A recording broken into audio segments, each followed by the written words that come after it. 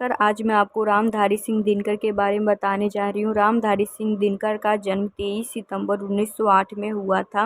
उनके उपनाम दिनकर से जाना जाता था। ये भारतीय हिंदी और मैथिली भाषा के कवि, निबंधकार, स्वतंत्रता सेनानी, देशभक्त और शिक्षाविद थे। भारतीय स्वतंत्रता से पहले के दिनों में लिखी गई उनकी राष्ट्रवादी कविता के परिणाम स्वरूप वो विद्रोह के कवि के रूप में उभरे। उनकी कविता में वीर रस की भावना छलकती थी। उनकी प्रेरक देशभक्ति रचनाओं के कारण उन्हें राष्ट्र कवि के रूप में जानते थे। वे हिंदी के नियमित कवि थे। कवि सम्मेलन को हिंदी भाषियों के लिए उतना ही लोकप्रिय और कविता प्रेमी से जुड़ा हुआ माना जाता था जितना कि रूसियों। दिनकर ने शुरू में भारतीय स्वतंत्रता संग्राम के दौरान क्रांतिकारी आंदोलन का समर्थन किया, लेकिन बाद में वह गांधीवादी बन गए। हालांकि वो खुद को खराब गांधीवादी कहते थे क्योंकि वह युवाओं के आक्रोश और बदलने की भावना का समर्थन करते थे। कुरुक्षेत्र में उन्होंने स्वीकार किया कि युद्ध विनाशकारी है, लेकिन तर्क दिया कि स्वतंत्रता की रक्षा के लिए यह आवश्यक है। उस समय उसके प्रमुख राष्ट्रवादियों जैसे राजेंद्र प्रसाद, नारायण सिन्हा, कृष्ण सिन्हा आदि उनके करीबी हुआ करते थे। दिनकर 3 बार राज्यसभा के लिए चुने गए और वह 3 अप्रैल 1952 से 26 जनवरी 1964 तक संसद के सदस्य रहे और वह 1959 में पद्म भूषण से सम्मानित किया गया। दिनकर ने संस्कृत के 4 अध्याय बताए हैं।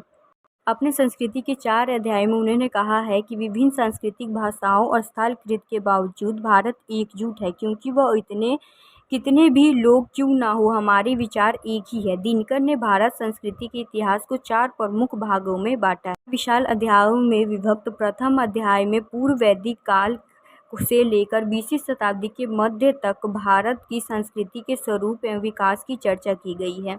दूसरे अध्याय में प्राचीन हिंदू धर्म के विरुद्ध विद्रोह के रूप में विकसित हुए बौद्ध धर्म, जैन धर्म के विश्लेषण किया गया है।